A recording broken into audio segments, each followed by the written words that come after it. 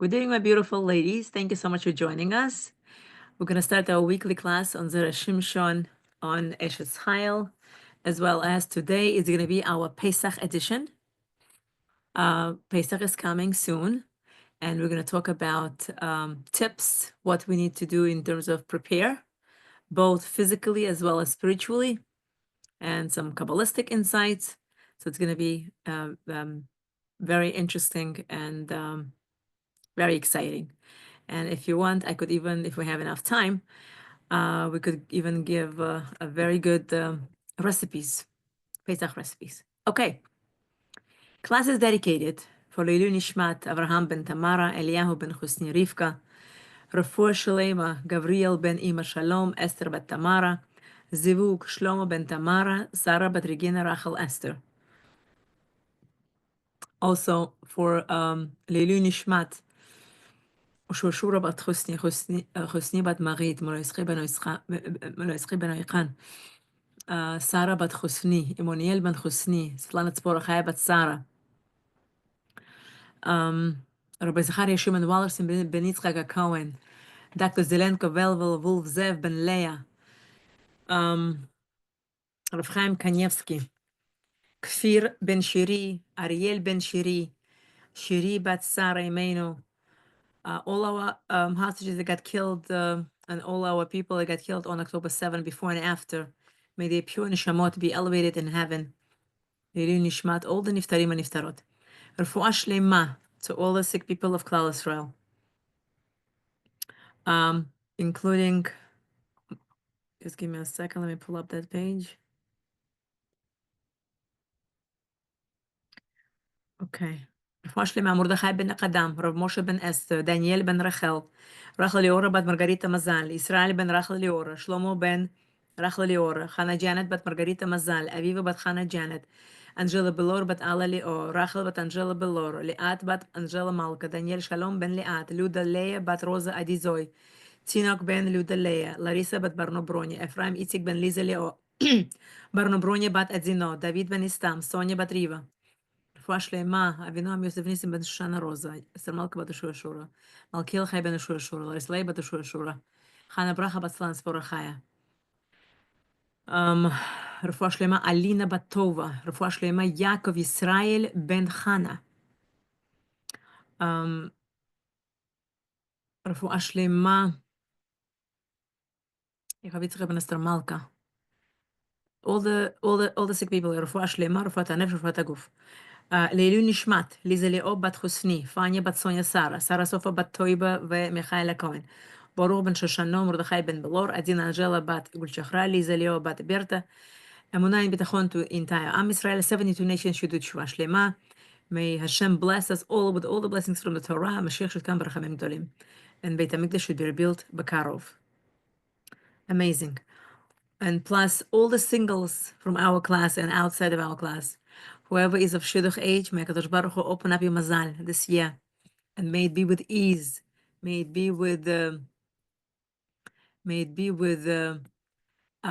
clarity, or may it be with without any aggravation, may it be smooth, and all those who are trying to conceive should be blessed with the gorgeous, beautiful, yummy children, healthy, including El Rachel bat Laura Larissa, Nathaniel Abigail bat Zoya, Maya Mazal bat Riva, Ronit bat Bella Bracha, Malka bat Esther, Shoshana Rina bat Dora. Whoever I mentioned or I didn't mention, may they all be included in our thoughts and prayers and in our dedications for the class. Parnasat tova, shalom bayit, briyut. Everything, whatever we want, Hashem should bless us with. May all the hostages return home immediately, alive and healthy and well and safe, as well as all our soldiers should return home alive and healthy and well and safe. May the war in Israel be victorious on the side of the Jews without any losses. And may Mashiach should come b'karov. There should be no war in the entire world. There should be peace, eternal peace. And may whatever we want, Hashem should give us from the place of the goodness. We continue learning The Secret to Simcha. I love this booklet. And we are by day 7. Techniques for Limud Zechus. In the last lesson, we learned that when we look down at others, we can transgress the Aveira of Hamid Kabed Bekalon Chavero, which means disgracing the honor of your friend. But in actuality, what should we think when we see someone doing wrong? For instance, you see someone coming late to davening. Try to judge him favorably. Maybe he wasn't feeling well. Maybe an emergency came up in his family. Try to think of his good qualities.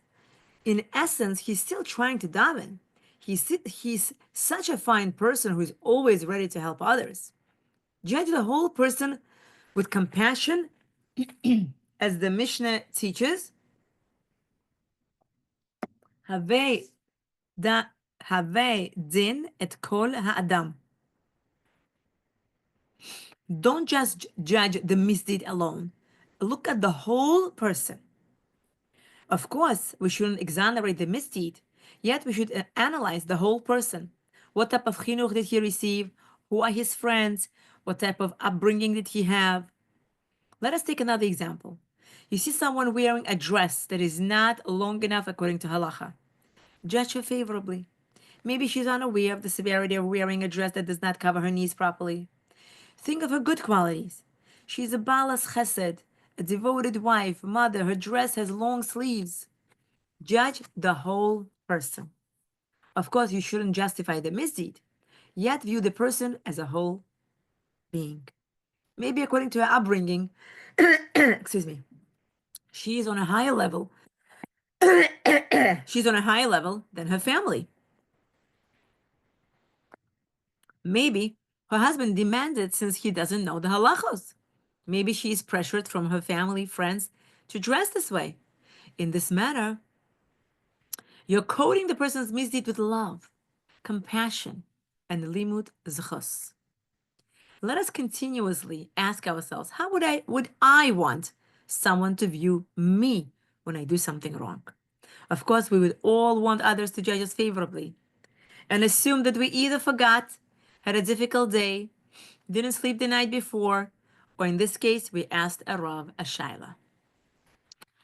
Indeed, when we think good of others, we'll be enveloped in a sweet aura of positivity.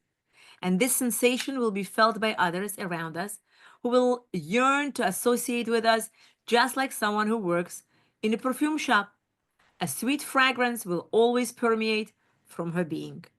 Moreover, if we train our minds to think positively of others, we will gain 3 mitzvahs for every positive thought. B'tzedek tishpot amitecha. B'tzedek tishpot amitecha. Judge your fellow people favorably. Lo tisane et achicha bilvavecha. Do not hate your brother in your heart. And ve'ahavta l'recha kamocha. Love your fellow like yourself. Imagine how many mitzvahs we will amass in 1 minute. Could you imagine every second that you are having a positive thought about others, think positively, you're getting 3 mitzvahs. Beautiful. Absolutely beautiful. I love it. Absolutely love it. Okay. Now we're going to go to our favorite Shimshon Ashes Chayil right here. And we're on page 95. We're on page 95, letter Zion. She plans to buy a field and she buys it from the fruit of her handiwork. She plants a vineyard. Just for those who are new, we learned that Shimshon has a zechut, a segula, that whoever has an ability to learn his Torah, his explanation, will be blessed with the health, with the wealth, with the children around his table like olive shoots, with the honor. So B'ezrat Hashem, we should all, whoever joined us today, and whoever is going to listen later on, should benefit from the promise of the Shimshon, that all the blessings that he said that will happen to the person who learns it should be fulfilled upon all of us and the entire Klal Yisrael. The Shimshon's real estate advice, Nichsei Milug. A brief introduction. And so Eshes Chayil is busy night and day taking care of her home, working incredibly hard for the success of her husband and children. She works at her jobs and she is paid, giving the money to her husband to support the household in generous fashion. Our Eshes Chayil is not stingy. She wants everyone in the house to feel comfortable and looked after. And it is very important to her that there should always be enough food, and even more than enough. That's how she likes it. And as we explained, if the Eshes Chayil is so good at her job that there is extra money, halacha says that this money remains with her, and she doesn't have to give it to her husband. That said, this money has the halachic status of nichsei milug. Nichsei milug is an interesting concept. It usually refers to the property that a woman brings into a marriage. Property that falls under the category of nichsei milug has a particular status. The actual property remains hers. However, while they're married, the husband is the one who retains ownership of the profits that come in from the property. So, for example, if the wife owns a cabin in the Catskills that is rented out during the summer,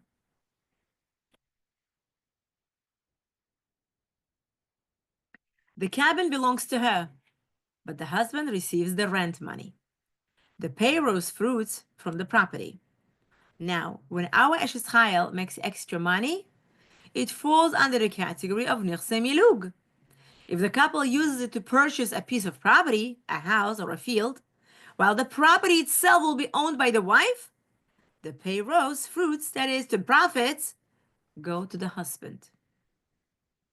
In the case of a divorce, or if the husband passes away, so in other words, before we even continue, so basically, as the Rosh Hashanah says, if the wife works very hard, and we said that she's making extra money and she's not stingy and she shares she shares the money with the husband, with the kids, she wants everybody to have everything, whatever they need. So what happens is, let's say she buys something. That extra money, first of all, where does it go? So Rosh Hashanah says, and it goes to the wife. She's not obligated to give it to her husband. She wants to keep it to herself after all her hard work. That's totally fine, the Rosh Hashanah says. However, that money has a status of this term. It's called nichsei miluk. It's extra money. So the extra money that she earned by working hard, let's say she buys something. She buys, let's say, I don't know, a house in Catskills. And she rents it out during the summer to people who want to come and rest during the summer. So it says the house belongs to her, but the rent money her husband can take. Why? Because he's receiving the fruits from her property. He's allowed. Understand? But let's say if they want to sell that property in Catskills and they want to buy with that money a house or a field, so the property, whatever they buy, again, the owner is a wife. But again, the rent that will come out from that property can go to the husband. In case of divorce, or if the husband passes away, it says the property is hers, and his heirs, meaning his children, other marriage, have no claims.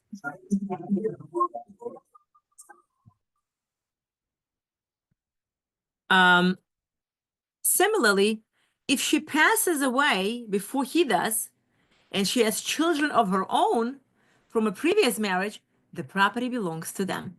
So let's say if the wife bought a property and then the wife is married to her husband, and then let's say the wife passes away and she has, let's say, children from previous marriage.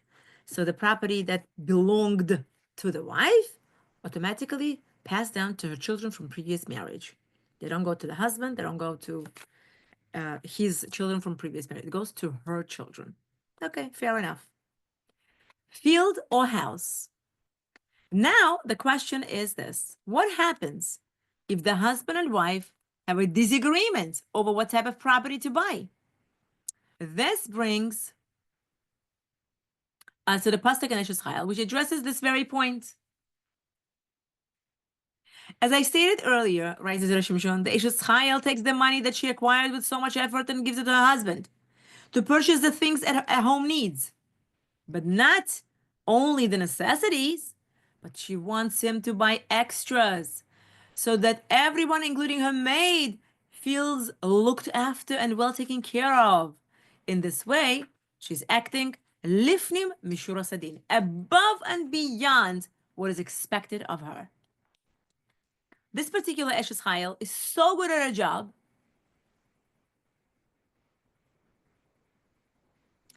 that even after using lots of money for their home, she's still left with funds that the couple now wants to invest. Suppose the wife has a natural knack for an understanding of agriculture. Maybe she grew up on a farm.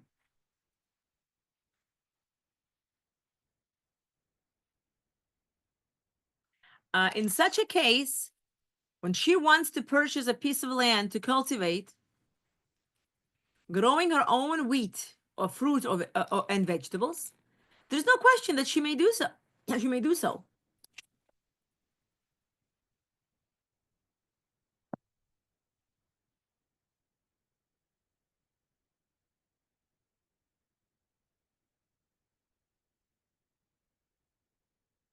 Um,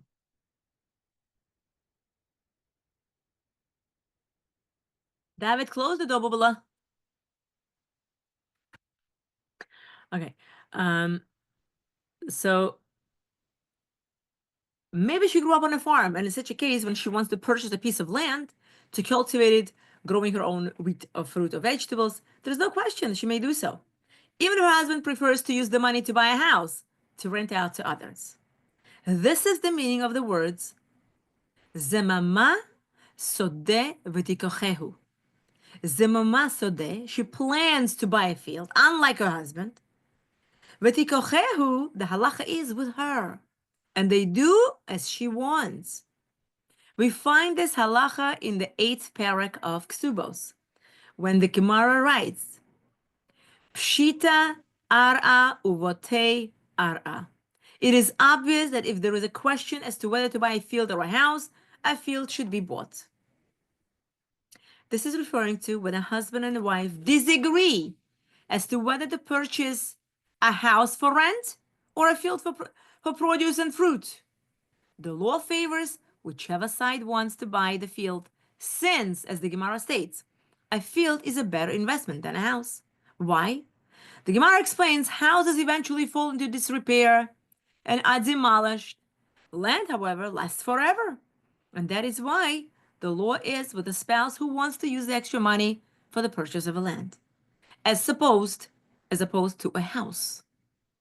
Now, the author of this book, Rabbi Nachman Seltzer, he adds a little beautiful note. He says, author's note, it is possible that the outcome of such a question will depend on in which country this question comes up.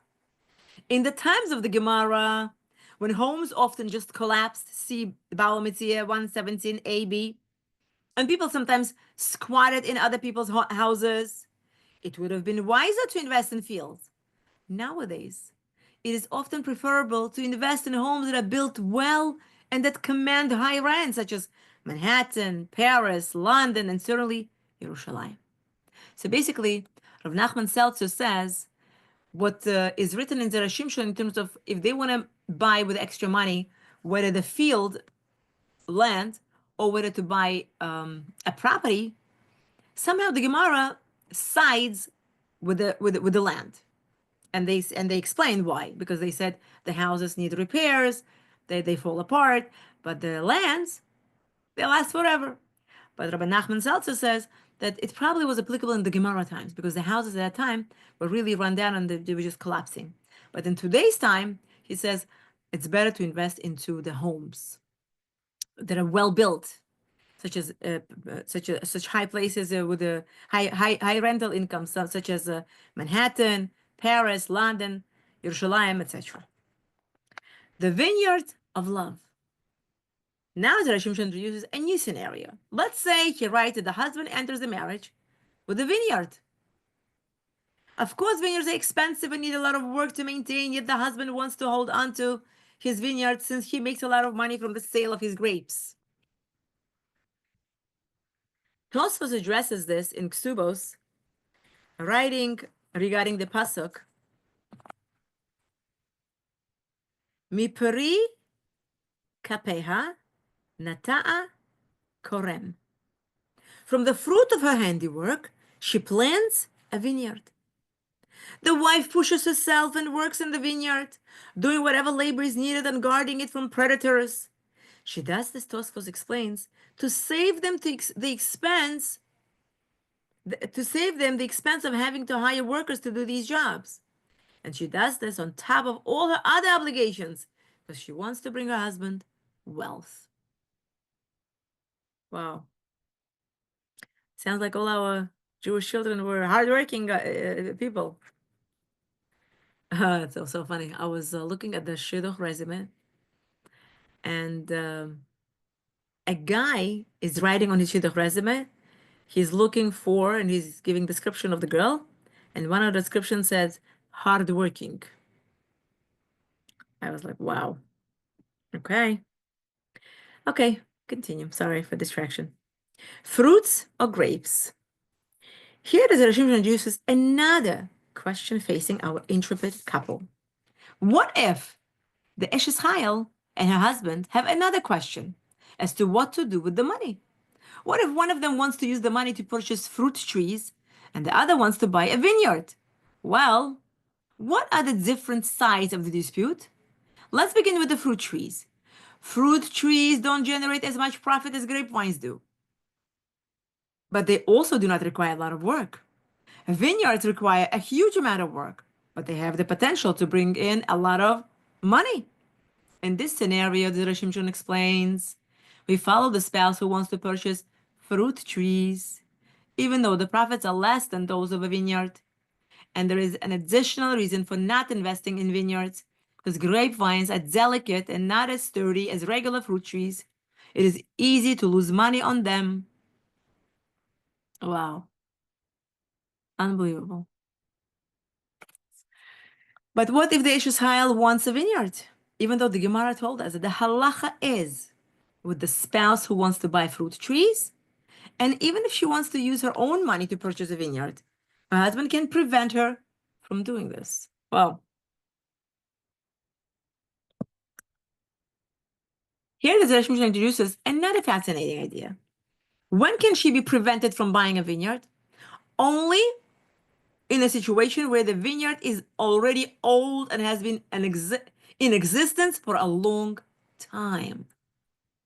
Since the vineyard is already past its prime, it may not be the most lucrative investment, especially since it costs a lot of money to buy, and who knows how many more seasons you will get out of it. You understand? So basically, if the vineyard is too old already, it's like it's been around and we don't know how long it's gonna last. So in that case, it's a question mark. However, our Yishchal wants to do something else. She has it all worked out. She has already purchased a field with an extra money that she earned. Since she already owns the property, the only cost she has in planting a vineyard is buying new grapevines, which are not expensive. And even in the worst case scenario, if she plants a vineyard and it doesn't do well, she knows that she can always uproot the vines and use the field to plant other things like wheat or different kinds of trees, fruit trees. Wow, a lot of work, right? A savvy businesswoman. To sum up, Zemama sodeh v'tikochehu. She will buy a field and not a house. Why? Because it's a better investment and she's a savvy business person. And we said that the author thinks that in today's time, the property will be better, the house will be better. Okay. Mipri kapeha nat'a korem. Once she owns the land, she works it herself, planting a brand new vineyard. So she knows the financial potential, and she even keeps the costs down by doing much of the work herself, thereby making it even more profitable. Of course, if things don't work out as planned, she knows that the vineyard can always be turned into a regular field. What an Eshes Chayil we have here. She will do whatever it takes to make sure her family is provided for. But she doesn't stop there. She puts lots of thought into what to do with the extra money and is an active partner when it comes to investing for the future.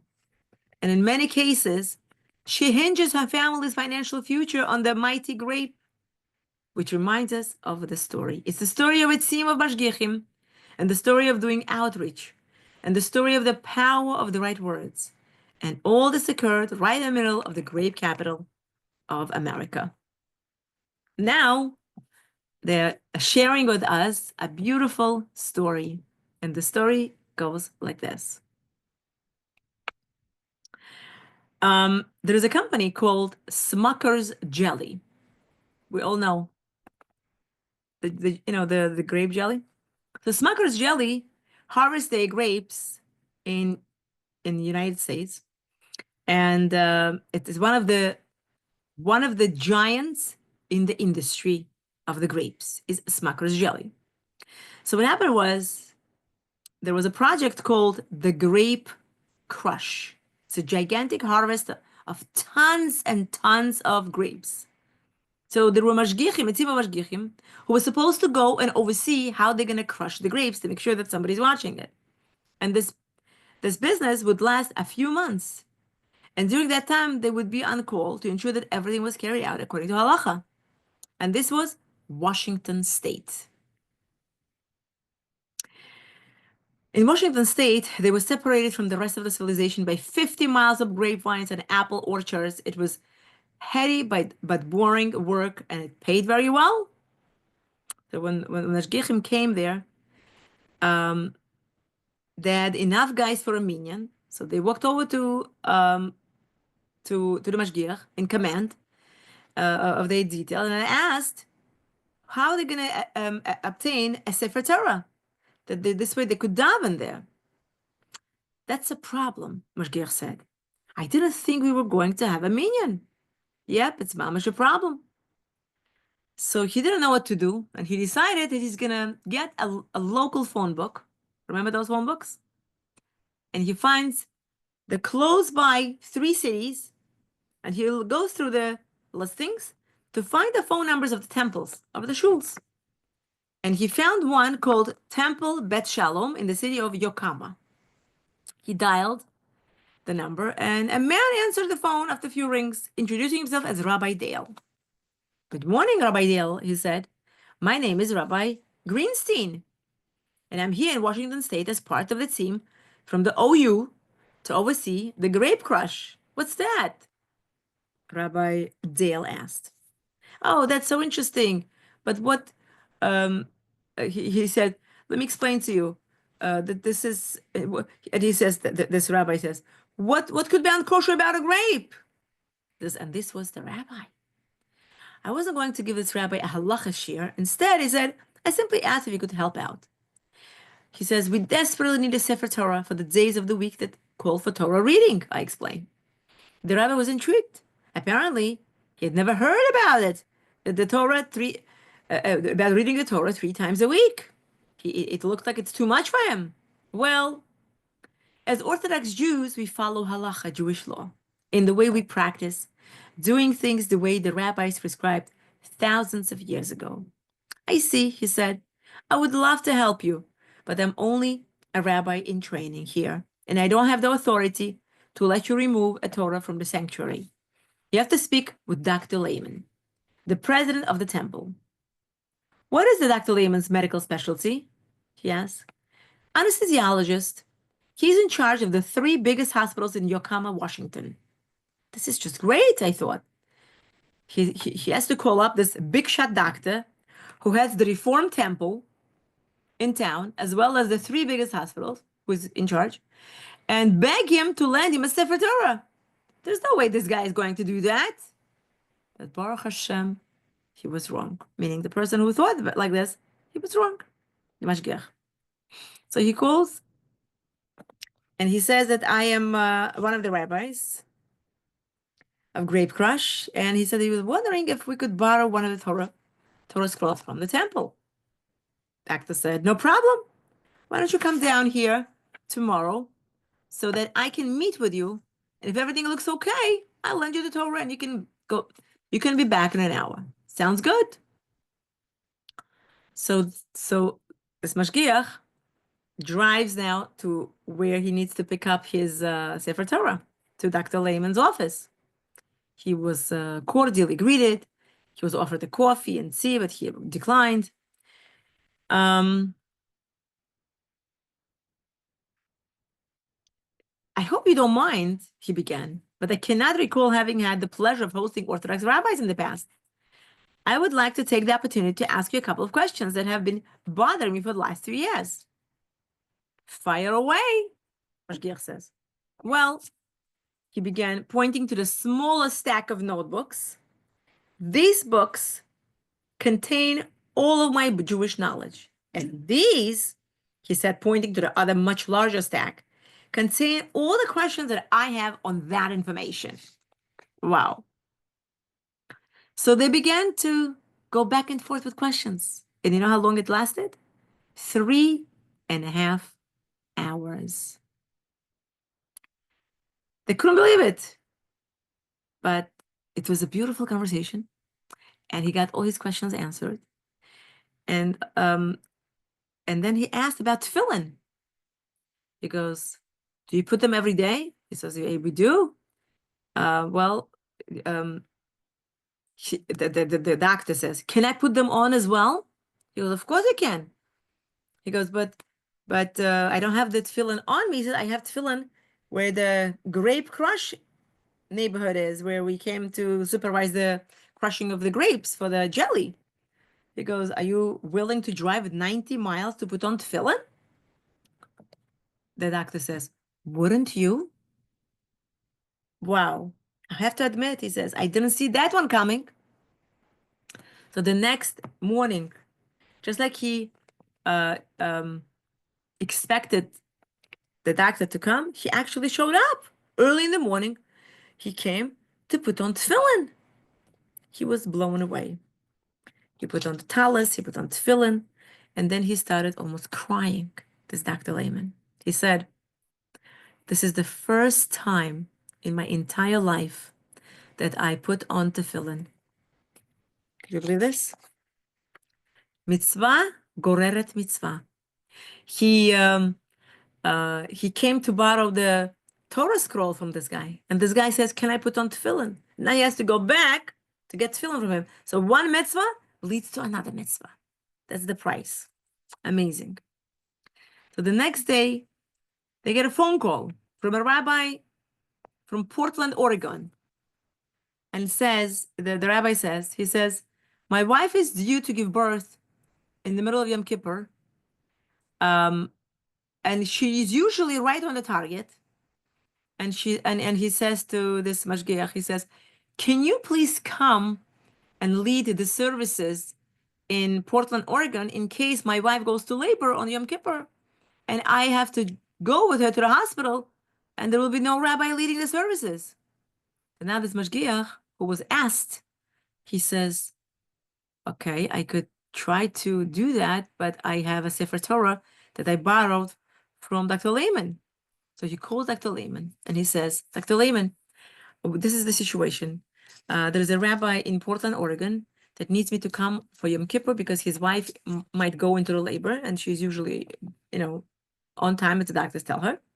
But I have a Sefer Torah with me that I didn't return yet. He says, do you mind if I take Sefer Torah with me to Portland, Oregon?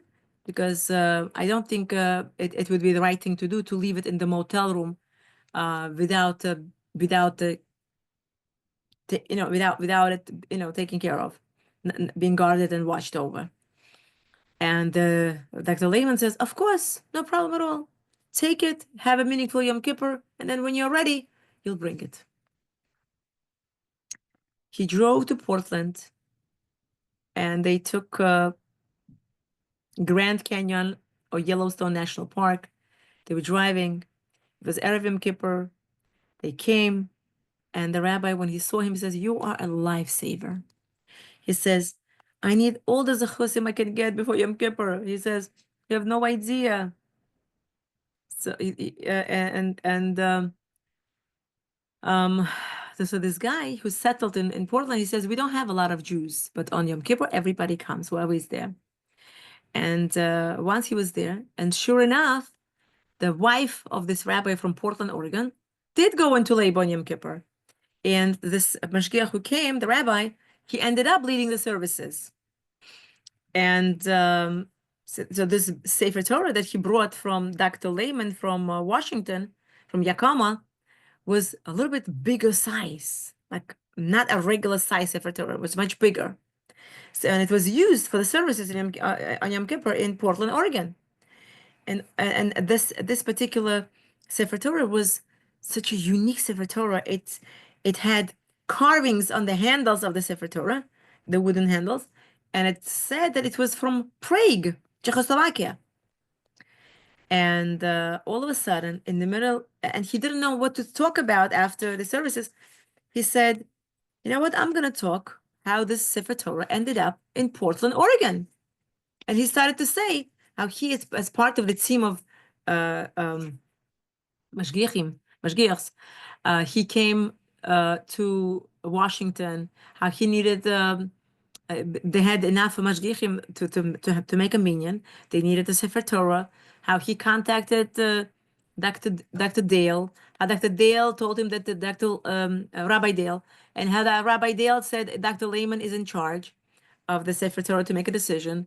How he borrowed it. How he ended up bringing it, and now Portland, Oregon rabbi asked him to come and lead services here in case his wife goes to labor, and how this amazing Sefer Torah from Europe, from Prague, Czechoslovakia, ended up in Portland, Oregon, making all this travel. And as he's saying the story of the Sefer Torah, one man starts crying. He says, "What happened?" He says, "You don't understand." He says, "I am a Holocaust survivor." He says, "This is my Sefer Torah. This is exactly the Sefer Torah that we used many, many years ago at my bar mitzvah. I remember it. This is the carvings it had. I am from Prague, Czechoslovakia myself."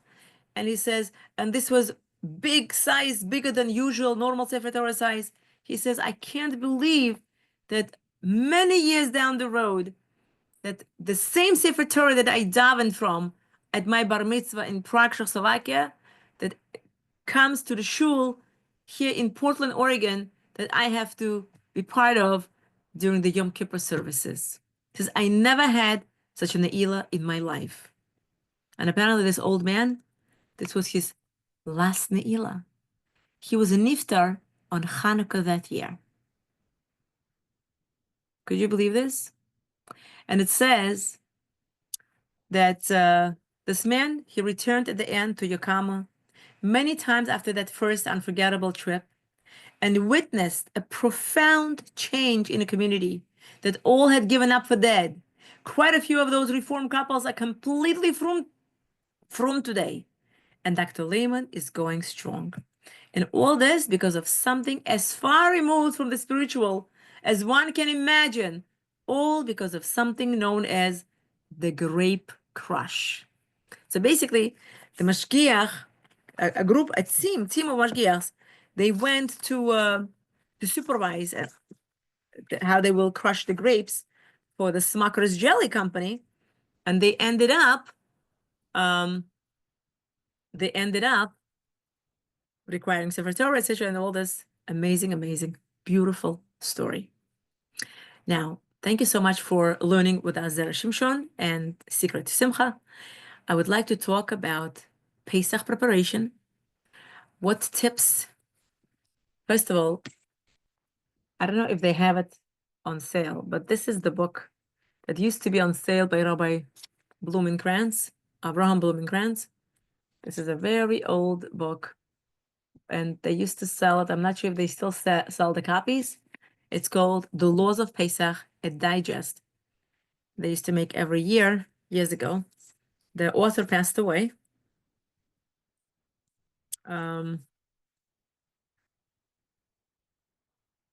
Probably 20 years if not more, 20 years ago. It's book more than 20 years old. Okay, so this book has excellent details. I can't even begin to tell you, but I'm not gonna go into it right now. I'm just gonna tell you what I would like to introduce. First of all, I have a printout, how to clean for Pesach in a peaceful way and enjoy the Seder. And these printouts also not so young. They are from Jerusalem, Israel, from 5766. So they almost quite a bit. Now it's 50, 57, what, 85? Okay, so this is by Rabbi Moshe Finkelstein, Kiryat Madersdorf, Jerusalem. And these notes were based on the response of Morenu de Rabbeinu Hagaon Harav Chaim Pinchas Scheinberg, Shlita Rosh Yeshiva Torah Or. Okay. First of all, what general applications, practical applications that we have to keep in mind? Number one, when we prepare for Pesach cleaning, number one, clothing closets. If there is some significant possibility that chametz went into them, they should be checked for fully edible crumbs of chametz, besides large pieces of chametz. If the probability that chametz entered these places is remote, a Rav can be consulted to clarify the conditions under which they do not have to be checked. This includes chests, dressers, basements, and all other familiar places. Okay? So if there is a significant possibility of chametz that went in there, they should be checked fully for edible crumbs of chametz. But if the probability that these places have chametz is remote, a Rav can be consulted if they should be even checked. Okay, next. Floors. In our times, we don't have earthen floors with deep cracks in them. It is sufficient for tiled or covered floors to be swept and washed with a household floor cleaner. Cracks and spaces between tiles do not have to be checked if the cleaning solution reaches into them. It's very easy, like halachically. 3, food cabinets. If the cabinet is not going to be used on Pesach, then you just have to close it and mark it in a manner that will remind you not to use it on Pesach, and sell it with the chametz. If the cabinet is going to be used on Pesach, take out all the food and wash it away. Wash it with a rag soaked in a household cleaner. Be sure the cleansing agent reaches into all the cracks and soaks into any crumbs that might be left there. The usual practice is to line the cabinets. So basically, when you clean the cabinets, you soak it, let's say with soap and water. You wash it off nicely, going into all the crumbs. So basically, it has to be unedible. Whatever, if the crumbs went in, it should be unedible for the dog, right? That's how you get rid of. And you clean it up, you dry it up, and you put some kind of a lining, either a bouncy paper or a newspaper, whatever you want, a liner. Refrigerator. Take the food out and wash it with a rag soaked in a household cleaner. The racks are usually covered. It is advisable to leave holes for air circulation. Okay, so we basically clean the refrigerator, all the shelves with the soap and water. We wash with the water, dry it up, and we put a liner, usually separation. We're good. Koshering sinks. Clean the sinks and pour a kettle of boiling water into them and on their sides. Some people pour hot water mixed with bleach down the drain. The usual practice today is to use an insert or line the sinks with aluminum foil or contact paper. If not difficult, this practice should be followed. First of all, the sinks should not be used for 24 hours for chametz. Then you wash it well with the bleach, and then you put hot water, sink itself, and on the sides. If you have inserts, fine. If you don't have, then just hot water. Okay, the water has to be boiling hot. Now, next, faucets, taps. Cleaning without any other koshering procedure is sufficient. Just cleaning. I personally put hot water on top anyways after I cleaned. Okay. Marble and stainless steel counters. If they were used for hot chametz, they should first be cleaned well. They should either be completely covered so that nothing Pesach touches them, or if it will not ruin the countertop, pour boiling hot water on them. Many people do both.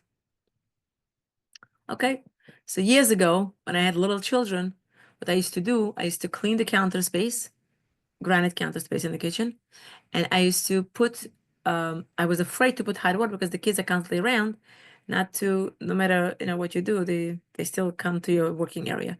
So I used to put just a special plastic covers for the size of the counter space in the kitchen.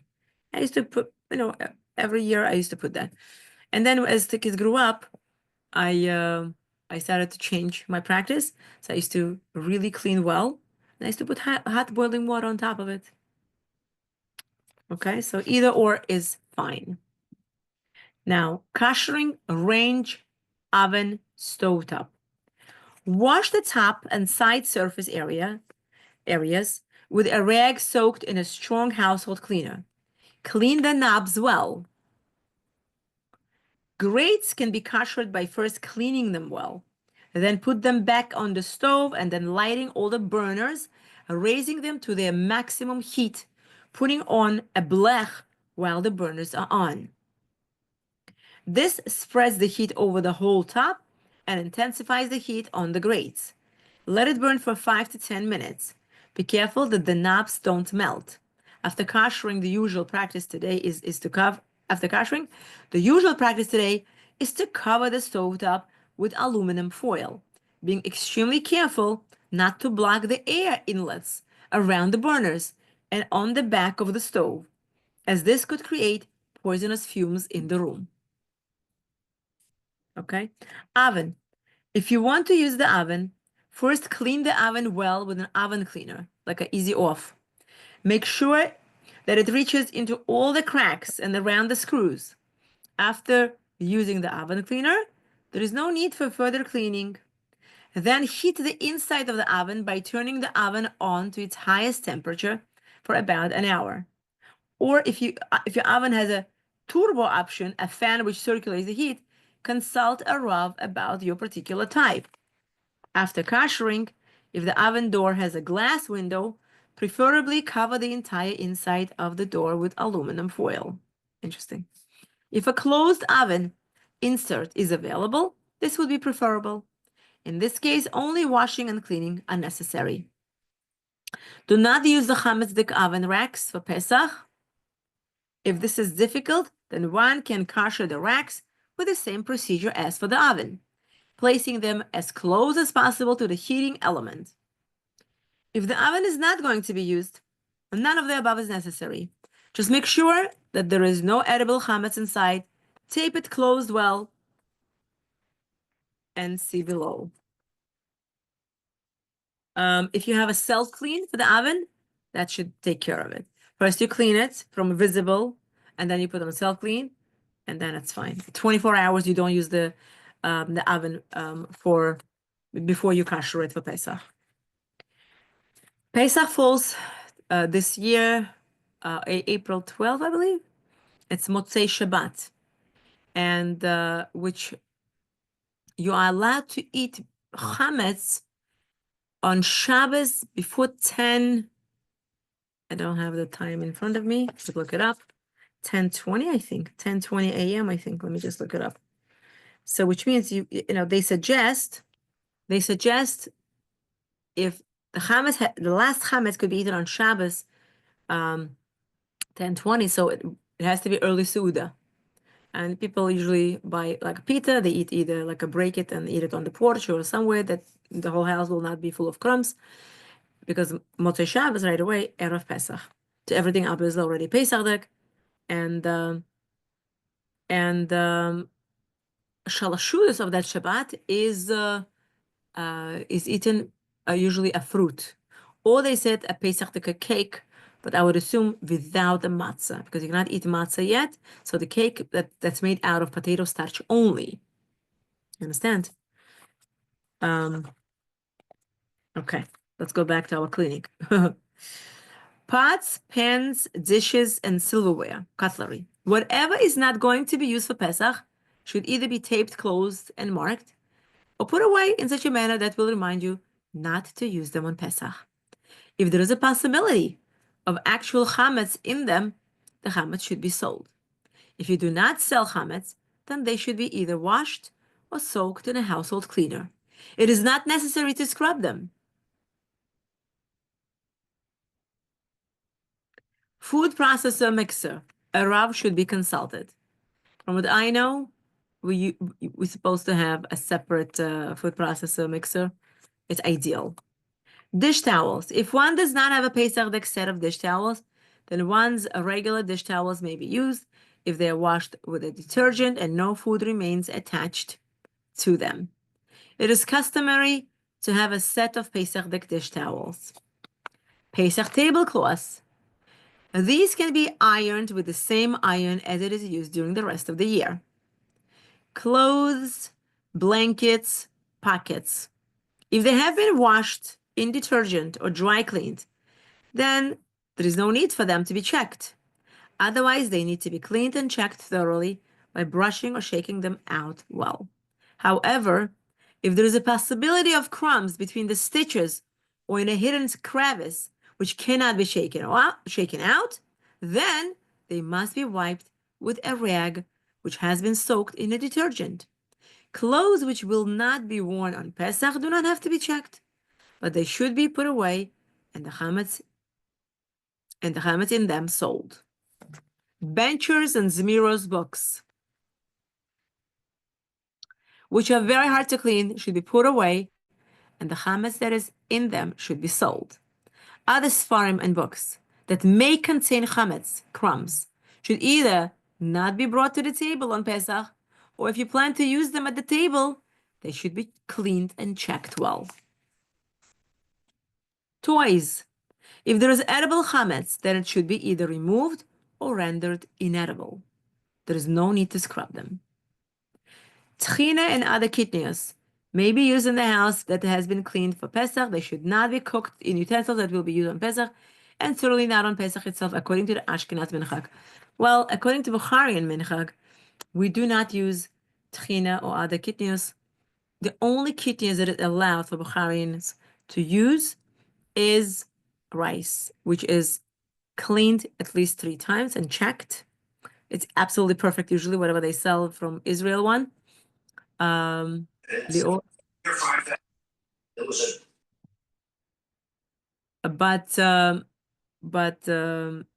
we are not allowed. I know a lot of rabbis today, they are getting into a new practice of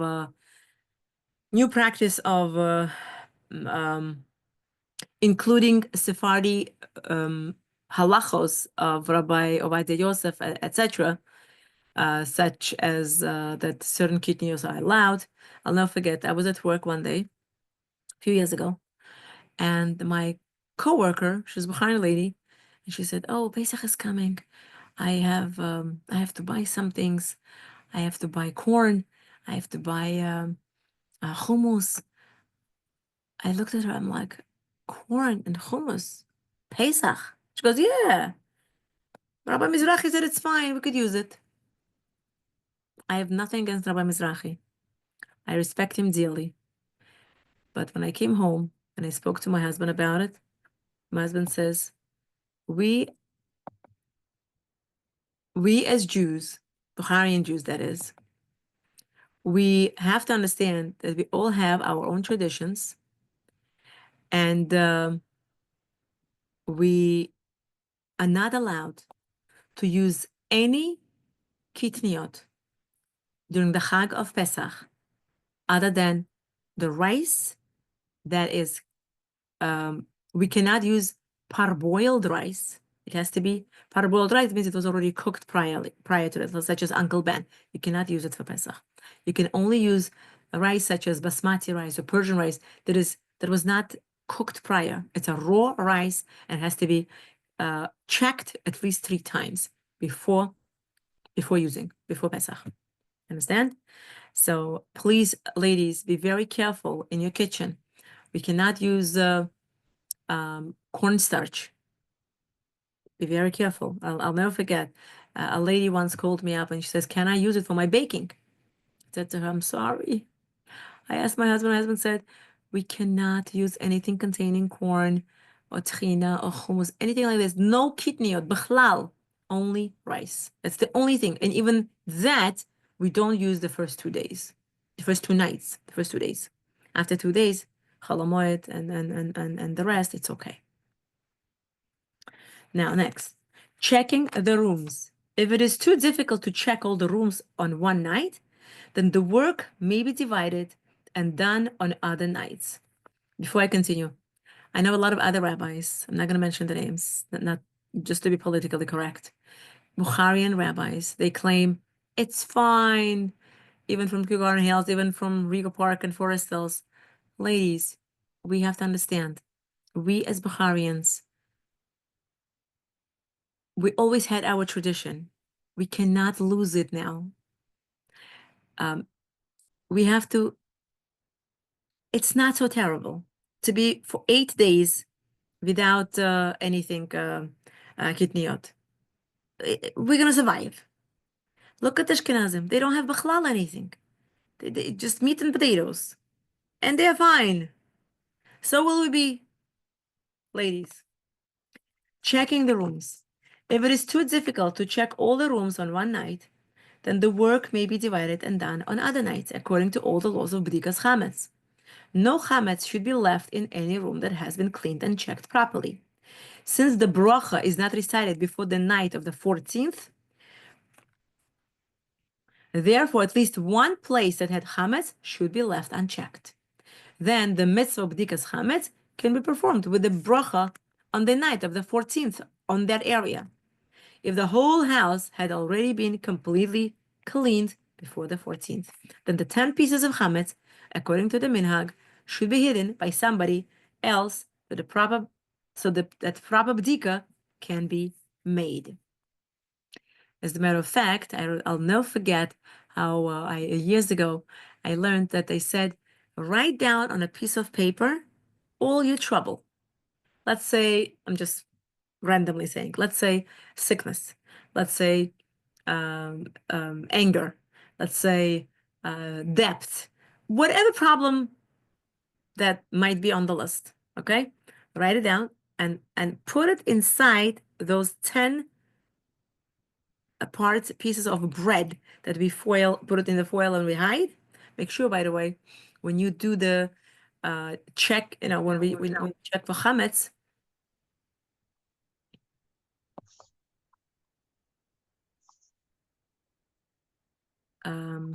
sorry, I have to mute him, sorry. Okay, so when you put inside those 10 pieces, you have to write it down. So my kids got a big kick out of it. So they make a whole chart. Let's say one will be inside the couch, one will be under the chair, and one will be, let's say, on top of the bookshelf, and one will be like they have fun to have their father run around after this bread or whatever. It's like a cute little whatever, but write it down this way you don't forget. So in those pieces of bread, right, that you put into the foil and you hide, 10 pieces of bread that we have to do, write all your problems. And then when you go to burn on the day of the burning, the next day, you burn all your problems. They say that it has a segula, that you get rid of all your problems. It gets burnt and goodbye, adios, as we say, right? Okay, next. Food that falls. Food that falls onto a chair or onto the floor on Pesach should be washed off for hygienic reasons. The food does not become chametz even if the food is hot. Okay. Last minute preparations. For example, setting the table should be completed early enough in the day so that you will be able to rest a little bit. Be ready to start the Seder immediately after Ma'ariv to ensure that the children won't fall asleep at the Seder. By the way, Rabbi Israel Yakubov says that setting up the table for Pesach, even though usually the wife and the kids take care of that task. But he says it's a big segula if the man of the house participates and sets up the table for Pesach before. It's a very big segula. He says it's Kabbalistically, it's very, very deep, that it brings a lot of bracha into the house, that the man does it, and it has to be done before Pesach night, before the Erev Pesach. This way, it's all ready and prepared. And we learn the same thing from regular Erev Shabbos. Shabbos, they expect, and they said they always suggest that the table of the Shabbat should be prepared and set up before Shabbat. Why? Because when the men come from shul, it says that they come with the two malachim on their shoulders. One is a good one is a bad one. And they both see that the table is all set up and the house is ready for Shabbos. And they say, wow, may this house be blessed with the bracha, and they made their house be blessed, that they should be successful like this next Shabbat as well. And the other one, Malach, has no choice but to say Amen. So it says that if the person, with the same token, if the person did not have a chance to set up the table, and the house looks like it's not ready, and the table looks like it's not ready. Oops, somebody needs to mute themselves. So the malach that sees it, to malachim, so the bad malach says, just like this house is not ready now this week, may it be that next week also it should not be ready, chas v'shalom. And the other guy has no choice but to say amen. That's why it's very important that we try our best to prepare everything beforehand. Okay? We need our plate, matzah and maror, the 4 cups, Haggadah, leaning on the left side. Leaning on the left side, apparently it's very, very deep and Kabbalistic. Rabbi Yisrael Yakubov says that leaning on the left side has to be 45 degrees. Let's say this is 90, so it's 45, like this. Leaning on the left side. And we have to put like a pillow, take a pillow from, and put on the side of the arm of the chair, and we lean and we take. Very important that we have to partake 4 cups of wine. The wine has to be red wine. Only people who are allergic to wine, they're allowed to have tea or coffee. You have to ask a rabbi.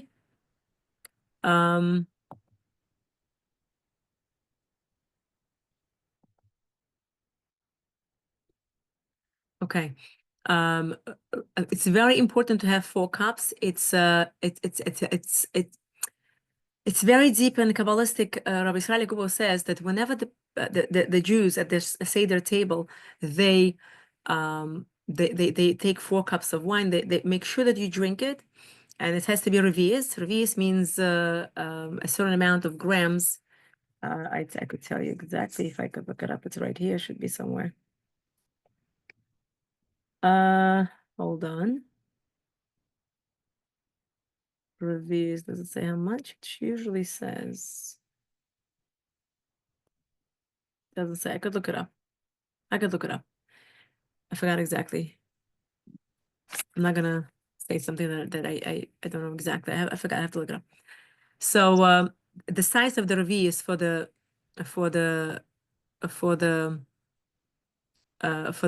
wine. Now matzah, the first 2 nights and the last 2 nights, they usually suggest we have to stick to shmura matzah, the circle one, the handmade one. And during the week, if it's too expensive, you could use a square matzahs if you want. And it has to be eaten a certain amount of matzah. Very, very important. The size of a kizayas, a measurement in volume equal to the volume of a half an egg. There's a difference of opinion if our eggs are smaller than those at the time of the Talmud. According to the Chazon Ish Zatzal, the size of a kizayas, the oraisa, is 45 to 50 cc. milliliters. And according to Hagan Rav Chaim Noeh Zatzal, according to the Mishnah Berurah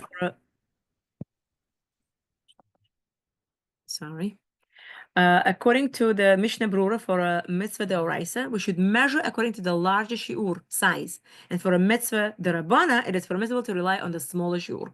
So which means it has to be the size of 50 grams, the size of the matzah. Okay. Okay, regarding maror. Regarding maror, Ashkenazim, they eat horseradish. They literally have tears coming out of their eyes. The Bukharians, Baruch Hashem, we are very lucky. We don't have to go through such a difficult test as eating horseradish. And they eat the size of a kizayas, don't forget also. It's a lot.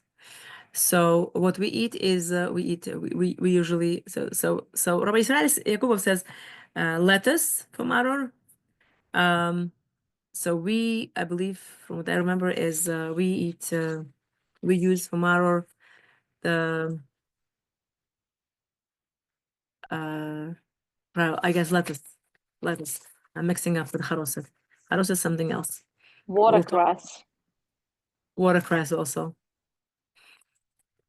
Another thing is it is very hard to give exact standard shiur for the amount of hand matzah, and one has to eat for a kizayas deoraisa, kizayas derabana. Therefore, a rav should be consulted.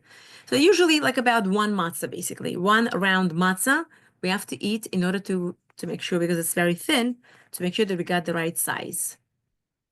Okay. Before we start the Seder, we usually have to understand that the whole idea of Pesach Seder night is we're telling the story of an exodus to the young generation. We're telling over, so Rabbi Israel says clearly that it should not be done in a way as if we're in school and as if we are in like a strict environment. It has to be in like a loose environment, like a happy, joyous, and the kids should be happy, and you should be happy, and it should be besimcha. The whole idea is for the kids to ask questions and to remember that we're passing down from our generation to the next generation. That's how they're going to remember. We, at our parents' table, we had Seder night. We had questions. We had these foods to eat. So very important. Regarding so there is a song that we say when we start the night of Pesach night, which tells us all 10 parts of the Seder. The Seder has 10 parts to it, right? So we say it in a tune, and we could say in a different tune, whichever tune you want. Kadesh urchatz, karpas yachatz, magid rachza, motzi matza, maror korech, shulchan orech, tzifon barech, halel nirza, pay, and then you could do a different tune.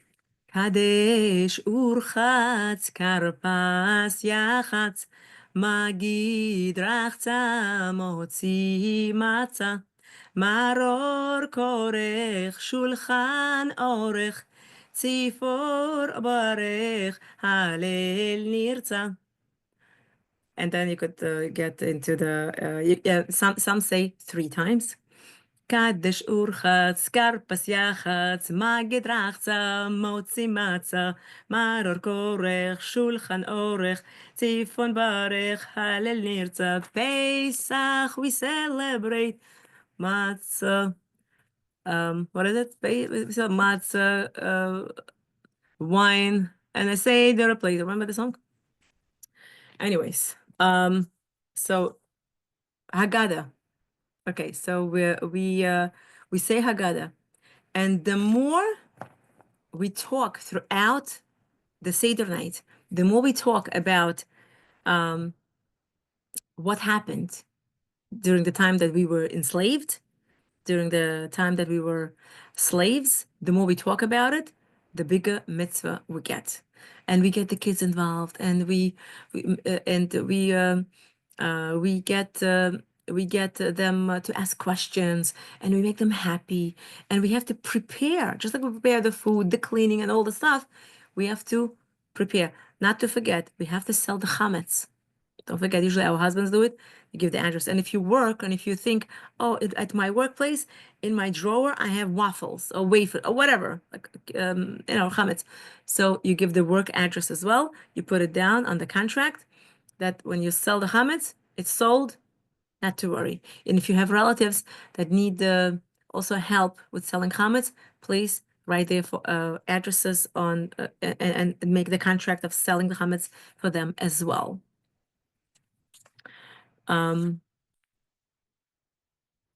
Okay.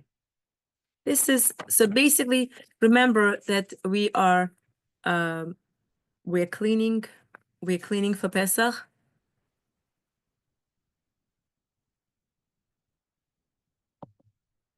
We're cleaning for Pesach in order to remove the chametz. And whatever we don't use and you didn't get to it, just close it, tape it, and you write on the tape chametz. This way you know that you're not opening it. You understand? You're not by mistake touching it. There's an excellent book that I highly recommend. It's Rav Yaakov Galinsky's insights on Pesach Haggadah. It's called Vahigadeta. It's unbelievable. Mamish unbelievable. I highly, highly recommend. You're going to enjoy it. The most important thing regarding Pesach is that we have to remove what's chametz. It says that chametz was brought by Egyptians into. They say that chametz was the yeast, the rising. It's all gava. It's all fluffiness.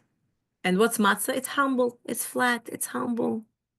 We mind our own business. So we have to take away the gava out of us. There's a Kabbalistic also insight when we take during the course of the Seder, because there are certain things, you wash your hands without a bracha, and then you sit down and continue. So at the part where we take out 10 drops of wine, so some Ashkenazim do it with their finger, take it out, and we just okay, somebody's asking a question, what to do with the zakwaska.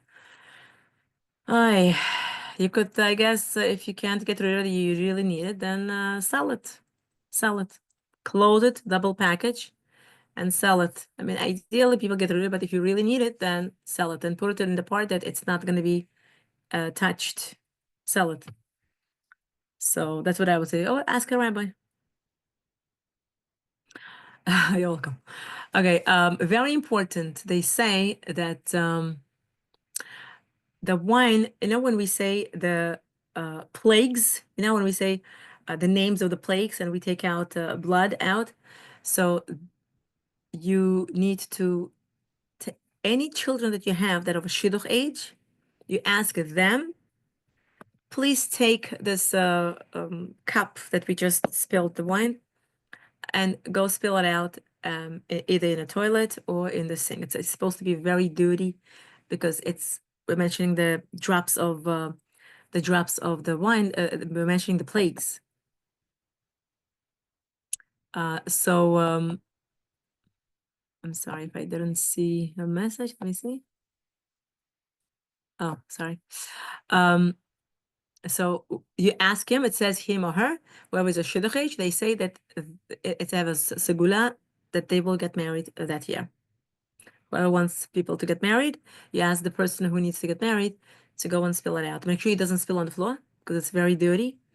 Kabbalistically, very spiritually, like a mayim achronim water, you cannot spill on the floor. It has to gently out off the table, and it has to be spilled either in the toilet or in the sink. Okay. Another thing also, Rabbi Israel also mentioned something beautiful. He said, you know, that bone that we burn and we put as a symbol, it sits on the Seder plate. So without your son or your daughter who is of Shidduch age noticing, if you put it in his pocket, he said, he read it in some interesting sources. He said that if you're able to put it in his pocket, like it's in a Ziploc bag, not to make it dirty. So it says that this child of yours of a Shidduch age will get married that year. Very, very cool. Also, why we put on the table salty water with a celery. So apparently, from Kabbalistic point of view, celery brings, whoever eats celery, it brings apparently moichin katan. According to Kabbalah, there is a small mind and then there is a big mind. And so when we eat celery, because on Pesach night we get a lot of light, we get a lot of energy. That night we got out of the slavery. It's a very powerful night. It's the night to daven for shidduchim. It's the night to daven for it's the night to daven for children, whoever is trying to have kids. It's as a matter of fact, in the Haggadah, there is a place, I didn't prepare which place, but I just remember by memory, tza'akta, cry, scream, not cry, scream. So it says right there where it says tza'akta, scream, you could find, if you go through, you're gonna find. So in that place, a person who is trying to have kids, you should daven, and they will have there is a segula to make a request when you get to that part of Haggadah to ask Hashem to give you children. Also, celery. Apparently, according to Kabbalah, when you eat celery, you get a moichin katan, something small mind. And then as the Seder night progresses, you're going to get moichin gadol. You're going to get a big mind, according to Kabbalah. That's why we start with the celery. Also, apparently, celery was eaten very often by the people during the time of the Exodus, by our ancestors when they were slaves. Apparently it heals all the wounds. It says that they were hit and they were beaten by thank you. She likes my background. The kids put it. So the Jews were beaten up and they were hit by our Egyptian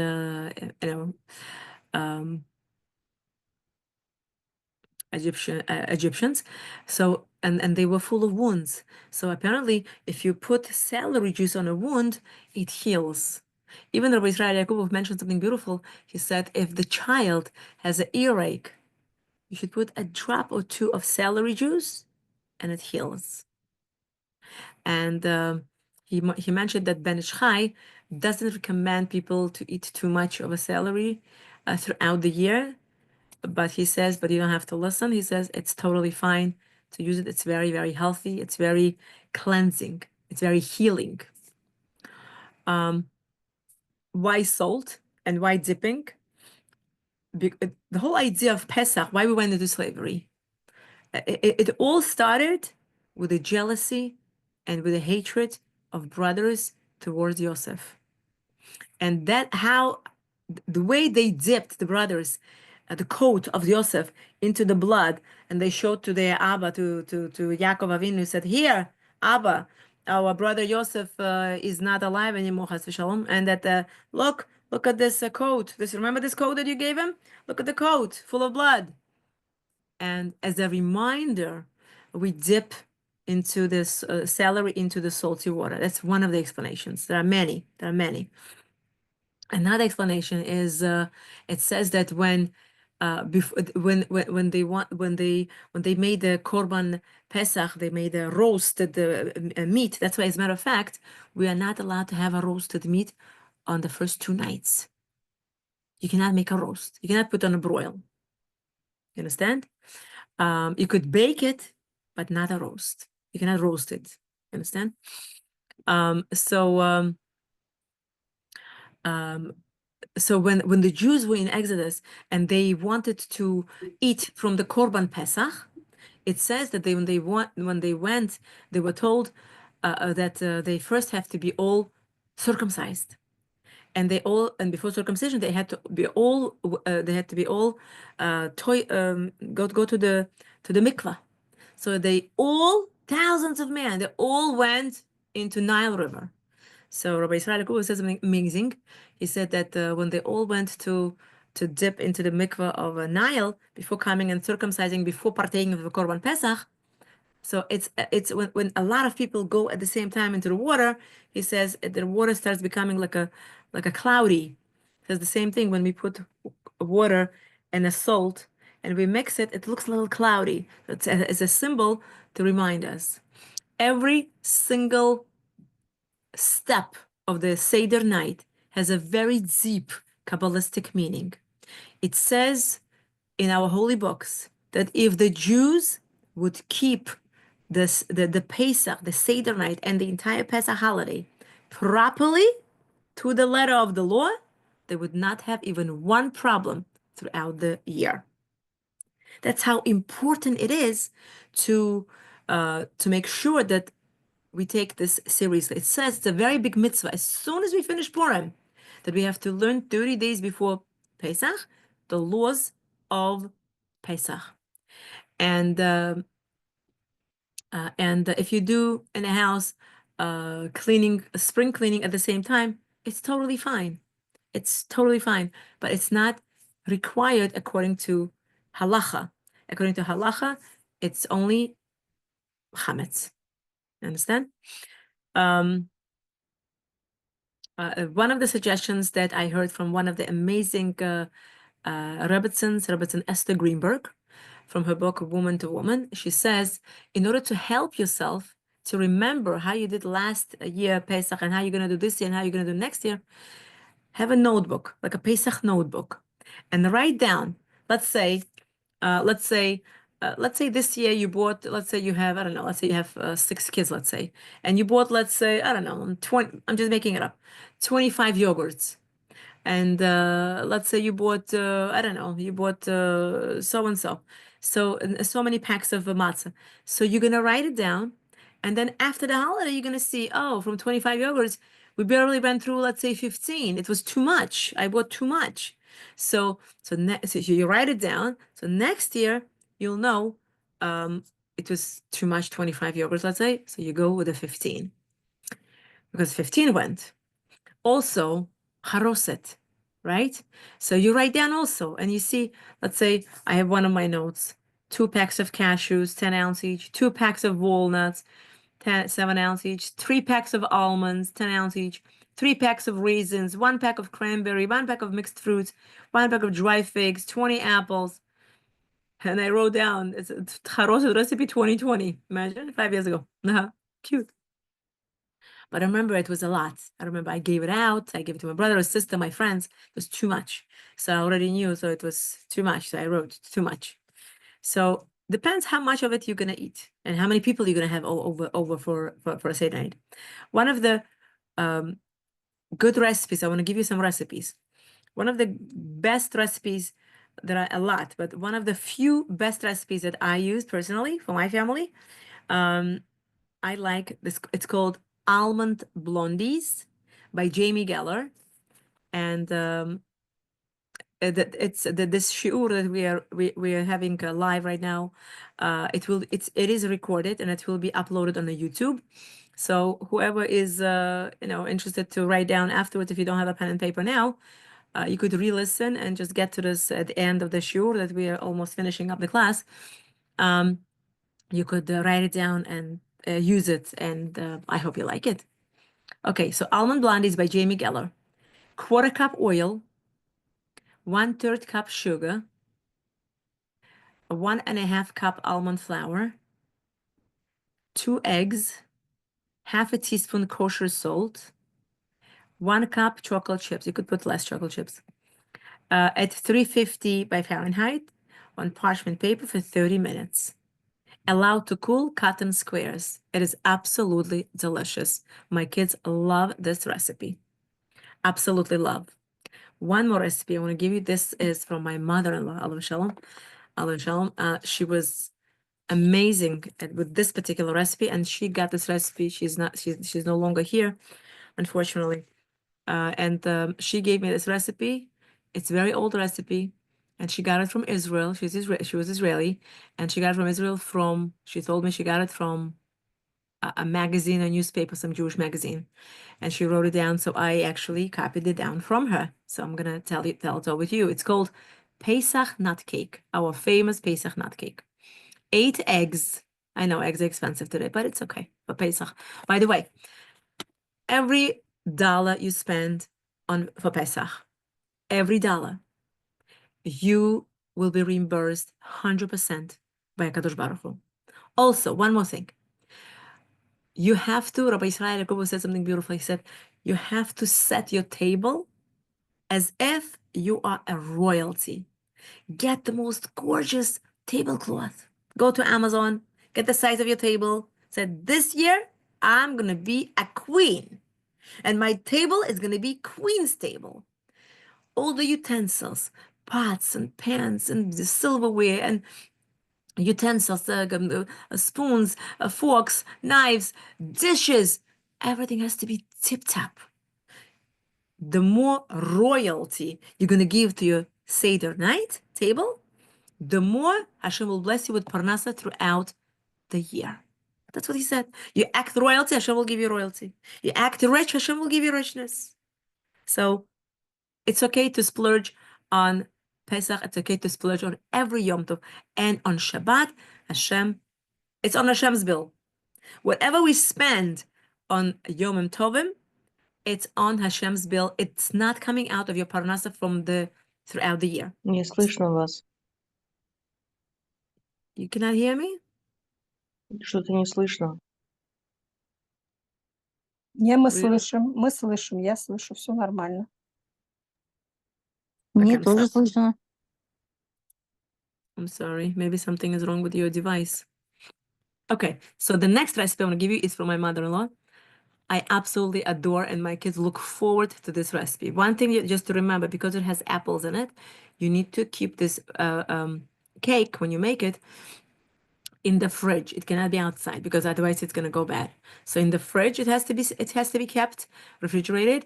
And then whenever you want to serve it for the kids, yourself, whatever, you could have it with a cup of coffee or whatever.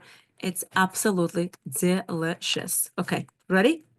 8 eggs, 1 teaspoon of baking soda, 1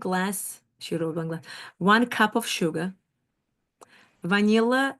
It doesn't say how much. I would say 1 teaspoon probably. Half a cup matzah meal, half a cup potato starch, 1 grated apple. You could put a little more than 1. I probably would put 2. Half a lemon with the skin, with the lemon zest, grated. You take a lemon, you wash it first well, because lemon, I read it somewhere that lemon has possibility to have bugs on the skin, apparently. So I usually, whenever I have to use the skin for recipe, so I usually wash it with soap and water or with the soda and scrub it really well to make sure that it's clean, that I'm not putting anything that I'm not supposed to. So once the lemon is nicely washed, so you just use a grater and use half of the lemon with the skin. And then 1 1/4 cup of ground hazelnuts. Ground hazelnuts. Okay, so this is how it goes. You separate egg whites from yolks. That's step number 1. Step number 2, you beat the egg whites with a 3/4 of a sugar. So even though your recipe asks for 1 cup of sugar, but in the whites, you put 3/4 of it. The other quarter will go to the yellow. So you're gonna have 2 different bowls, whatever. Okay, so beat egg white with 3/4 of a cup of sugar until it's puffy and fluffy. Take yolks, beat up with a 1/4 cup of sugar in the second bowl. Add the rest of the ingredients into the yolks. Slowly add egg whites to the bowl of yolks mixture. Slowly mix. It shouldn't fall down. So basically, the fluffy egg white with the sugar, you slowly with a spoon like this, yeah, incorporate like this. Slowly, you incorporate into the recipe with your yellow yolks with the sugar and with the matzah meal and with the potato starch and with the ground hazelnuts. And then you take your tin, 9x13 tin, and 9x13 foil tin. You put the parchment paper, you spray it with the oil, avocado oil, and you pour the whatever you just made, this Pesach nut cake, and you put it in the oven. The oven has to be at 350 for 1 hour. Check after 45 minutes with a toothpick. If it comes out dry, then it's ready. It's absolutely delicious. I usually make 2 cakes like this because as soon as this cake comes out of the oven, the kids are eager to. In the beginning, when I didn't know, my kids would eat it before Seder night. They like, they usually don't want to be fleishik, and so. And once we learned that we can't have this nut cake before Seder night, it was very hard for the kids. Why? Because it has matzah meal. You're not allowed to have a taste of the matzah meal or matzah or anything like this for 30 days before Seder night. So for 30 days, no matzah taste. You understand? Okay, so another beautiful recipe that I use for the kids. These are my hot recipes that I personally use for my family, and it's a big hit. It's called Passover brownies. So ingredients: 4 eggs. To the recipe calls for 2 cups of sugar. We cut it down to 1 cup. You could cut it down even more, probably make it even 3/4. The less sugar, the better. 4 eggs, 1 cup of sugar. You could make it less if you wish. 1 cup of oil, half a teaspoon salt, 1 cup of almond flour, 1 cup of chocolate chips. You could make it less. 3/4 cup of cocoa powder. You mix it up and into the oven at 350.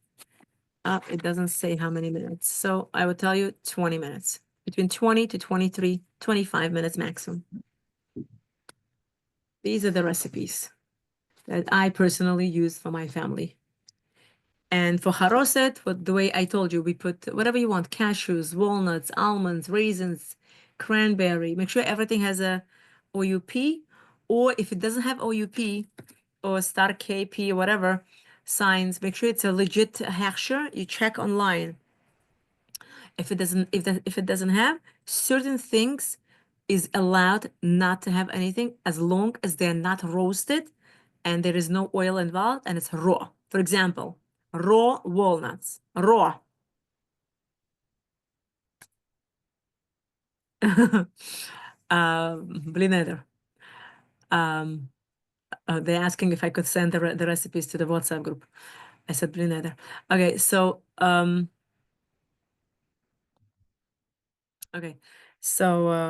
what I was telling you, I got distracted with the Raw almond, you said. Raw Okay, almond so and raw. Oh, thank you for reminding. So raw nuts. If it's a raw nut in the package, or if it's a raw nuts and you see it, it's kosher, but it doesn't have P. It doesn't have a Passover sign. As long as it's not roasted, it's okay. You could always look up on Google. There's an OU website. There's a Star K website. I personally do it every single year. When I'm in the store, whether I'm in Trader Joe, whether I'm on 108th Street, wherever I am doing my shopping for Pesach, I always look. Try to clean your freezers first and align them and clean them. And whatever, let's say you have chametz and you still have time to, you have kids, you still have time to use it up. So just double bag it. Just double bag it to make sure there is no crumbs. And then before, you always could go and touch up, but most of the, like a hard job is already, hard work is done. Make your life easier. I spoke too much, I'm sorry. So I hope it was a useful class and I hope you enjoyed it. And thank you so much all for joining us. And I wish you all a very happy, kosher Pesach v'sameach. It should be kosher Pesach. Very important that be besimcha, be dressed in a beautiful royal clothes. You, your kids, everybody, whoever will be sitting at the table, make them happy, get them gifts. Very important to get gifts for everybody. My husband loves to get books and some other toys or whatever for the kids. I personally love books. And even for yourself, even if you have beautiful clothes and everything, try to get even something get for yourself. Make you happy. Make yourself happy, because when you're happy, the whole household is happy. I love you all. Thank you so much for joining us. May this Pesach be the Pesach of freedom from our gava, Amen. a freedom, and may Hashem help us to bring Pesach peacefully, calmly. No need to go crazy. Even if you need to hire a cleaning lady, and even if you have to, if you don't want a cleaning lady or you don't have one or not available or whatever, you know what I do? Whenever I had young kids, I always had cleaning ladies, and whenever even later, I always had cleaning ladies. But there were years, I'll be honest, when cleaning ladies were just as hard to get as I don't know, a gold or whatever, a diamond. So we did with ourselves with the kids. So I didn't have time, let's say, to make dinner that day. And it's okay. So we would eat. I know that like last week before Pesach, it was like almost every night was eating out. I know it's crazy, but you gotta do what you gotta do. Either you get help with a cleaning lady, the money goes this way, or you do it yourself. And you know what you're doing. You can't get hold of her. Okay, whatever. And you just get a ready dinner. Make your life easy.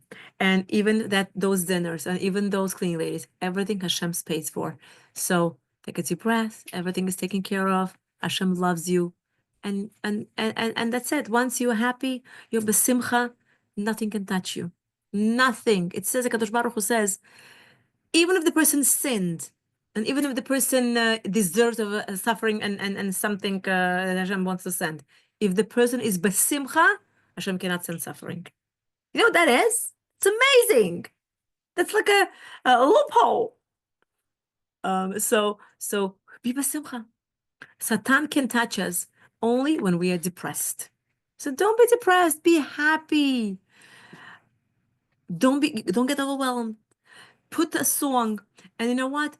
We're supposed to learn. We're supposed to learn the laws of Pesach 30 days before Pesach. So you know what? We don't have 30 days. We have less than 30 days.